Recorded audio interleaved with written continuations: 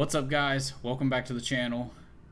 UFC Almabayev versus Kape is this weekend, and I'm just so excited to break down these fights that are so impactful to each division. And yeah, this card's fucking terrible. It's one of the worst cards of the year so far, and I don't think any more could get much worse than this. We have a decent main event. It's not what it started out being, but it's still decent. But as we move down the card, it gets a lot worse. But I mean, literally, all we have to do is go one fight down to get to the one of the worst fights of the night. Anyways, we're gonna start with the early prelims. We're gonna move up to the main card and get there eventually. Anyways, we're going to start with the first fight of the night, Charles Johnson versus Ramazan Timurov. Timurov being a pretty big underdog here. Well, not pretty big underdog. He is the underdog to Charles Johnson. Johnson's been around in the UFC. He's beaten some decent fighters. Timurov, he's fought in Ryzen. It's flyweight. It's going to be a bad fight, in my opinion. I don't like either of these two dudes. Well, I don't like Charles Johnson. I really haven't paid much attention to Timurov, but they're both bad. Oh, speaking of,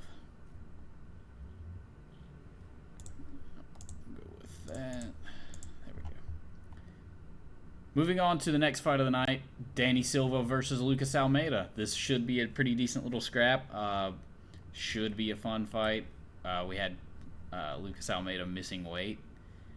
He's coming off of a win against Timmy Kawamba and a loss versus Pat Sabatini and Andre Fili. Two losses that, pretty good guys to lose to, but coming up, I'm going to trust this prospect, Danny Silva. He beat Josh Coulibaly, who I'm pretty sure just got cut from the UFC.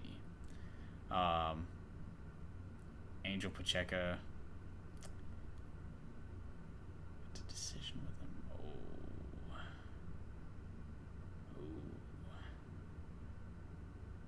him. Am I going to go...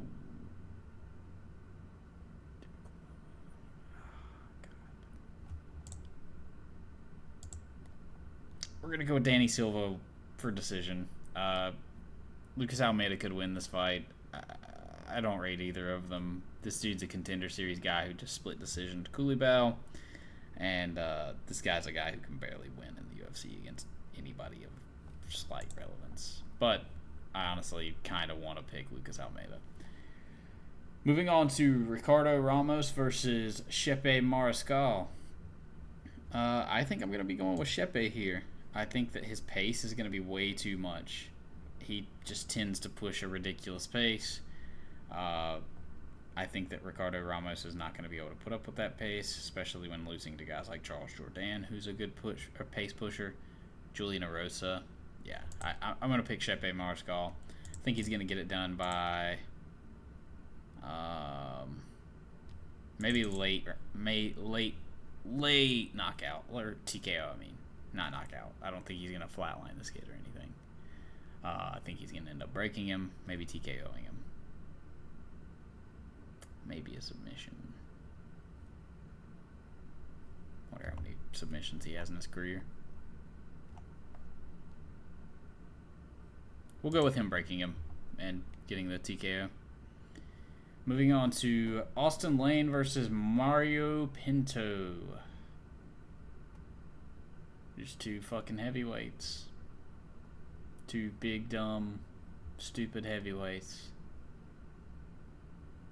He's a decision guy, too. Oh, my God.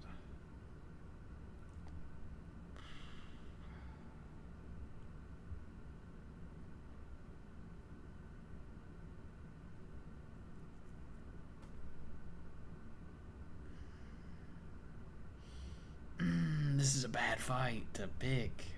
I just don't... Austin Lane's terrible, and this is just a Contender Series guy. We're going to go with the Contender Series guy to get Austin Lane out of here in the first round. Austin Lane tends to make bad decisions, stand up when he shouldn't. Hopefully it ends up paying off like that.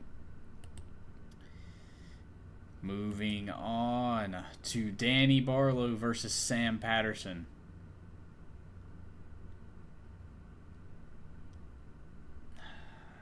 This could be a close fight. I'm going to pick Danny Barlow to win by knockout.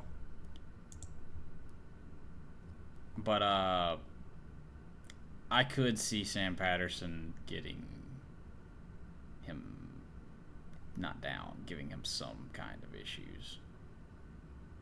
We're going to go with first round knockout, Danny Barlow, taking second round knockout. We'll say that Sam Patterson survives the first round, maybe getting dropped in the first round and surviving it out. Anyways, moving on to the next fight of the night. William Gomes versus Hyder Emil. Hyder Emil is going to push a big pace, and I think, especially starting out early, that he could be dangerous to William Gomes. This is a tough fight for Gomes to really take. He needs to not be standing still for the 26 or plus punch combination that the last dude, Jung Young Lee, ate. We're going to be picking Hyder Emil, William Gomes to take this fight by decision. I think that he's going to be a little too much too soon for Hyder Emil. Hyder Emil also just not a young prospect. He's coming off the Contender Series, or not contender. He is coming off Contender Series, but he's not a young prospect. This guy just. I think William Gomes is a much more talented fighter, much more skilled. He's shown levels in this Joe Anderson Brito fight. He's a good fighter. Versus just throwing hooks from Hyder Emil, which, hey, I love it, but let's be real. Moving on to the next fight. It's going to be Nasrat Haqparast versus Esteban Ribovics. This is going to be a fun fight. I think Esteban Ribovics is the better of the two fighters, but Haqparast is a decent fighter. Going to split decision with Jared Gordon's not one of the worst looks you can really get, but we're gonna pick Ribovics by decision. I could see him getting a. It's hard to see him getting a finish. I mean, if he does, it's gonna be a TKO.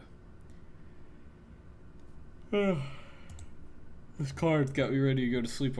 Speaking of, Jesus, here we go. Moving on to the most unwarranted co-main event I've ever seen. We've got Cody Brundage versus Julian Marquez. We've got a guy whose only wins in the UFC are controversial, and a guy who is on a 3-fight losing streak as the co-main event. That is despicable. It's sad. The fact that I pay money for these cards. This is pay-per-view. I'm just kidding. But, no, really. This is bullshit. This should not be the co-main event of any card. Any card. Bellator wouldn't put this on a co-main event.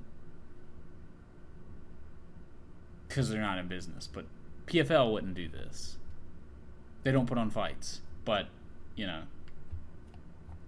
when they did. This fight's so stupid. Literally, this guy can't win without... Okay, his slam KO, he was getting submitted, so he went to last-ditch effort of slam. Got the slam, sure it worked. His only other win in the UFC is by disqualification. He loses otherwise. He lost to Bo Nickel. I'm picking Cody Brundage. He's dumb. He's big. He seems like he has power on the feet. I'm going to pick him by round 2 knockout after he wears down Julian Marquez. And it's going to go to decision and be one of the worst fights ever, but it is what it is. Moving on to one of the few decent fights of the night. We've got Kape versus Almabayev. This is a tough fight to call.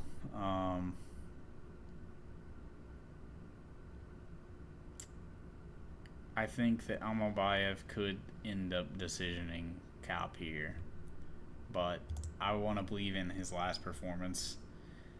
I want to believe that that's who he is and that he actually showed a decent level in that fight, but it could have just been that Bruno Silva is not on this level of fighting. I'm going with Kape by decision. I don't think he's going to get a finish in this fight. I just think he's going to try to style on him, pick him apart range. He's probably going to get taken down a couple times.